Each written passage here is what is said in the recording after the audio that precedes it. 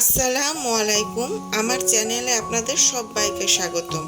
আজকে আমি poster colour নিয়ে কথা বলবো। ছবি আঁকার ক্ষেত্রে বিগিনারদের জন্য দারুণ একটা মাধ্যম হচ্ছে পোস্টার কালার।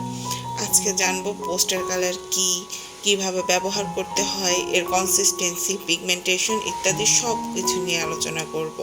সাথে পোস্টার কালার নিয়ে আমার করা একটা সুন্দর পেন্টিংও দেখাবো। চলুন তাহলে শুরু করা যাক। পোস্টার কালার মূলত এক ধরনের ওয়াটার বেসড কালার। ওয়াটার কালারের মতো পোস্টার কালারেও পানি মিশিয়ে পেন্টিং করতে হয়।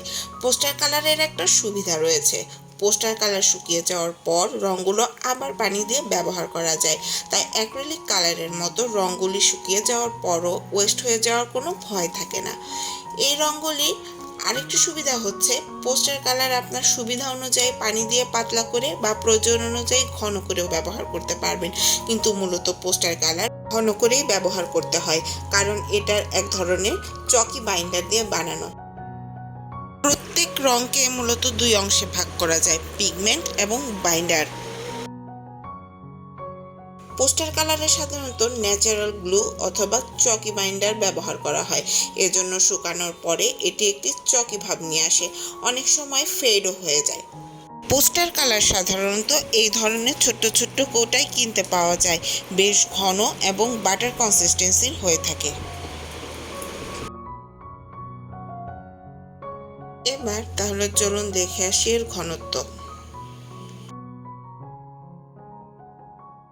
এটি বেশ ঘন, পরিমাণ মতো রং ইউজ করলে এটি খুব সুন্দর মতো ব্লেন্ড করা যায়।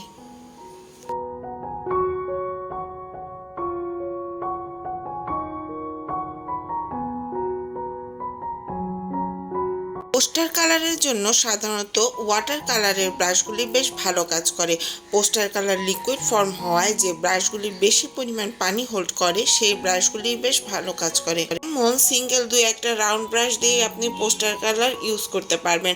শুরুতেই সেট কেনার কোনো দরকার নেই, আপনি আপনার প্রয়োজন অনুযায়ী আস্তে আস্তে ইউজফুল ব্রাশগুলি নিজেই কিনে নিতে পারবেন। আমার এই ব্রাশগুলি অনেক বেশি পরিমাণ পানি হোল্ড করে। আমি পোস্টার কালার পেন্টিংয়ের জন্য সাধারণত এই ব্রাশগুলি ব্যবহার করে থাকি। অ্যাক্রিলিক পেইন্টের ক্ষেত্রে রং ইউজ করার পর যদি আপনি ব্রাশটি পানি দিয়ে না ধুয়ে ফেলেন তাহলে ব্রাশটি নষ্ট হয়ে যাওয়ার ভয় থাকে, কিন্তু পোস্টার কালারে ব্রাশের রং শুকিয়ে গেলেও পরে পানি দিয়ে ধুলে সেটি আবার ঠিক হয়ে যায়।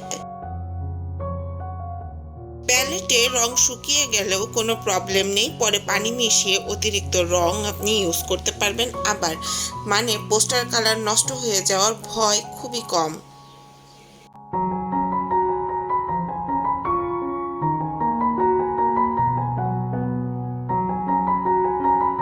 আমার এই পোস্টার কালারটি প্রায় 2 বছর আগের কেনা, এটি শুকিয়ে গেছে। এটাতে পানি মিশিয়ে আমি ব্যবহারযোগ্য করার চেষ্টা করছি।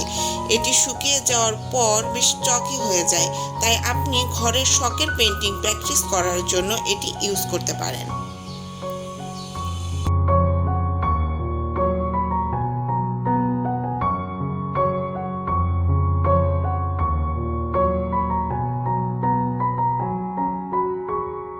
এটাতে পানি মেশানোর পর এটি কিছুটা হলেও আগের ফর্মে ফিরে গেছে।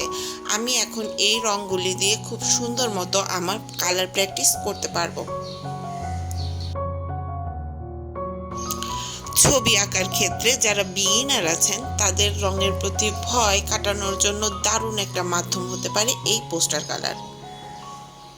এই রঙগুলি দিয়ে বারবার বারবার আপনি যদি প্র্যাকটিস করেন তাহলে আপনার রঙের সঙ্গে একটা সুন্দর কানেকশন তৈরি হবে আর আপনার পেন্টিং করতে অনেক সুবিধা হবে।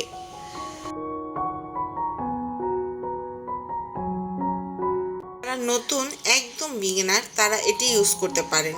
কম প্রাইসের মধ্যে অনেক অ্যামাউন্ট রং পাওয়া যায়, ইচ্ছা মতো রং করা যায় আর ঝামেলাও কম। আর শুকিয়ে গেলেও কোনো ভয় নেই, পানি মিশিয়ে আবার রং ইউজ করবেন। যারা একদম নতুন তাদের রং নিয়ে সবসময় একটা ভয় কাজ করে, রং নষ্ট হয়ে যাবে কিনা, কিভাবে ইউজ করব, কিভাবে প্র্যাকটিস করব। তাদের জন্য পোস্টার কালার একটি দারুণ মাধ্যম। রঙের সঙ্গে আপনি একটা সুন্দর পরিচিতি লাভ করতে পারেন পোস্টার কালারের মাধ্যমে। পোস্টার কালার আপনি 250 থেকে 350 টাকার মধ্যে পেয়ে যাবেন। এটি 6 সেটেরও হয়ে থাকে, আবার 12 সেটেরও হয়ে থাকে। আপনি আপনার প্রয়োজন অনুযায়ী, সুবিধা অনুযায়ী যে কোনো সেট কিনে নিয়ে রং করা শুরু করে দিতে পারেন। আর শখের পেন্টিংগুলো তৈরি করার জন্য এটি বেশ ভালো। যারা ওয়াটার কালার প্র্যাকটিস করতে যাচ্ছেন তারা ক্যানভাসে কালার করার আগে কাগজে পোস্টার কালার দিয়ে প্র্যাকটিস করে নিলে ক্যানভাসে কালার করা তাদের জন্য খুবই সুবিধা হবে।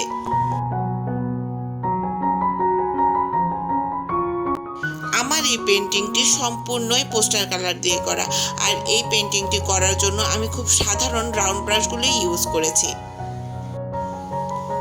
আমার এই পেন্টিংটিও সম্পূর্ণই পোস্টার কালার দিয়ে করা, আর আমি এভাবে ক্যানভাসে কালার করার আগে কাগজে পোস্টার কালার দিয়ে প্র্যাকটিস করে নিয়েছি।